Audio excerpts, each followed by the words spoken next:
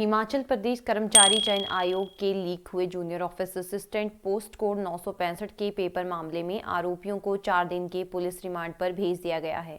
मामले में शुक्रवार को गिरफ्तार 6 आरोपियों को शनिवार दोपहर को माननीय न्यायालय में प्रस्तुत किया गया। यहां से आरोपियों को 4 दिन के पुलिस रिमांड पर भेजा गया। विजिलेंस की तरफ से 5 दिन के रिमांड की डिमांड की गई थी, हालांकि न्यायालय की तरफ से केवल 4 दिन का ही रिमांड दिया गया। 23 दिसंबर को परीक्षा से 2 दिन पूर्व ही junior office assistant post code 965 का पेपर लीक हो गया था। शुक्रवार को विजिलेंस ने गुप्त सूचना के आधार पर दलाल संजीव कुमार, महिला कर्मचारी उमा आजाद, उसके बेटे निखिल आजाद, महिला के घर पर काम करने वाले नौकर नीरज और 2 अभ्यर्थियों तनु शर्मा और अजय शर्मा को JOA IT भर्ती के पेपर बेचने और खरीदने के आरोप में गिरफ्तार कर उनके खिलाफ भ्रष्टाचार निरोधक अधिनियम के तहत मामला दर्ज किया। इस मामले में कर्मचारी चयन आयोग कार्यालय की गोपनीय ब्रांच में तैनात वरिष्ठ सहायक उमा आजाद को मुख्य आरोपी बनाया गया था। भ्रष्टाचार के इस मामले में अब मुख्य आरोपी उमा आजाद की संपत्तियों की जांच विजिलेंस टीम जल्द ही कर सकती है। विजिलेंस द्वारा कई जगहों पर दबिश देने की सूचनाएं भी हैं। आरोपी के बैंक खातों की डिटेल को खंगाला जा सकता है। इसके साथ ही कहां कितनी संपत्ति जुटाई गई है, इसकी भी जांच होगी। फिलहाल आरोपियों से उनके बैंक खातों की डिटेल ले ली गई है। आयोग की गोपनीय ब्रांच में तैनात आरोपी महिला कर्मचारी के वर्क रूम को सील कर दिया गया है। जिस कमरे में बैठकर महिला काम करती थी, उसकी तालाबंदी कर दी गई है। विजिलेंस टीम की जांच आरोपियों के मोबाइल और कॉल डिटेल तक पहुंच गई है। आरोपियों के कॉल डिटेल भी निकाली गई और इसको अब खंगाला जाएगा। कॉल डिटेल खंगालने से पता चल पाएगा कि पेपर कहां कहां लीक हुआ तथा किस किस के पास पहुंचा था।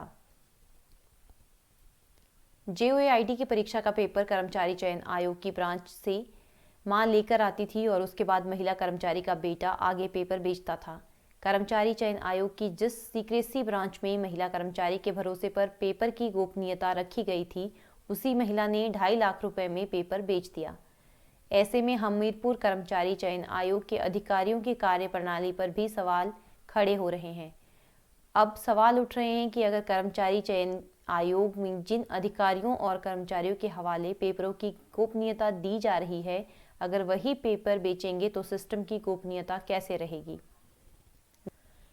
दूसरी ओर JOA IT की परीक्षा के लिए प्रदेश के लाखों बेरोजगार युवा पिछले कई महीनों से तैयारी कर रहे थे, लेकिन शुक्रवार को विजिलेंस द्वारा JOA IT पेपर बेचते हुए पकड़े जाने के बाद परीक्षा की तैयारी कर रहे अभ्यर्थियों की उम्मीदों पर पानी फिर गया। प्रदेश में बार बार परीक्षाओं के पेपर लीक होने से प्रदेश के बेरोजगार युवाओं का सरकारी सिस्टम से विश्वास उठने लगा है। गौर हो कि इससे पहले भी पुलिस भर्ती का पेपर 8 से 10 लाख रुपए में बिका था। हालांकि बाद में सरकार ने पुलिस भर्ती का पेपर रद्द करके दोबारा पेपर लिया था। आरोपी महिला कर्मी के बारे में एक बड़ा खुलासा यह भी हुआ है कि वह पहले भी सस्पेंड हो चुकी है।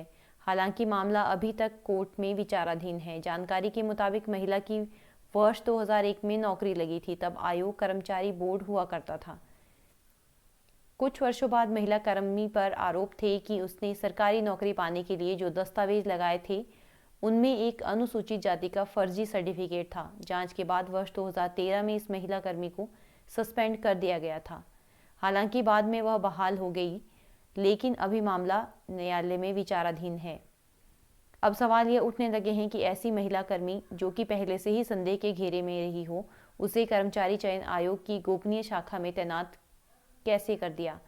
बताते हैं कि 3 साल से यह महिला कर्मी आयोग की सीक्रेसी ब्रांच में तैनात है, जहां इसके साथ एक पुरुष कर्मचारी भी है। आयोग से होने वाली लाखों भर्तियों का सारा लेखा जोखा इसी ब्रांच से होता है।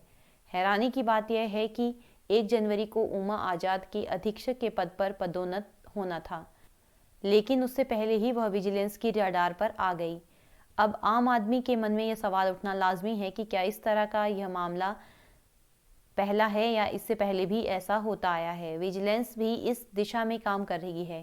पहले ऐसी कितनी और भर्तियां हैं जिसमें महिला की भूमिका हो सकती है।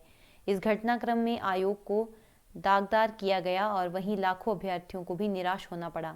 हिमाचल प्रदेश कर्मचारी चयन आयोग के चेयरमैन डॉक्टर संजय ठाकुर ने बताया कि 48 घंटे बाद आरोपी महिला कर्मचारी का डीम्ड सस्पेंशन हो जाएगा। विजिलेंस से अभी एफआईआर की कॉपी नहीं मिली है, इसका इंतजार कर रहे हैं। आयोग अपने स्तर पर भी जांच कर रहा है। आयोग के चेयरमैन डॉक्टर संजय ठाकुर ने कहा कि जेओआईटी की रविवार को होने वाली परीक्षा रद्द कर दी गई। अब नए सिरे से इस भर्ती के लिए प्रश्न पत्रों की प्रिंटिंग होगी। वहीं बर्फबारी का समय शुरू हो चुका है और ऐसे में मौसम को ध्यान में रखते हुए जेओआईटी भर्ती की परीक्षा की आगामी तिथि तय की जाएगी।